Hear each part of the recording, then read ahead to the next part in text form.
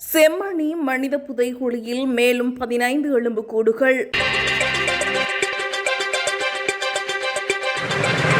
செம்மணி மனித புதைக்குழியில் புதிதாக 15 மனித எலும்புக்கூட்டு தொகுதிகள் அடையாளம் காணப்பட்டதுடன் 11 மனித எலும்புக்கூட்டு தொகுதிகள் முழுமையாக அகழ்ந்து எடுக்கப்பட்டுள்ளன. செம்மணி மனித புதைக்குழியின் 3ஆம் கட்டத்தின் 49ஆம் நாள் அகழ்வு பணிகள் நேற்றும் யாழ்ப்பாணம் நீதவான் சே லெனின்குமார் முன்னிலையில் நடைபெற்றது.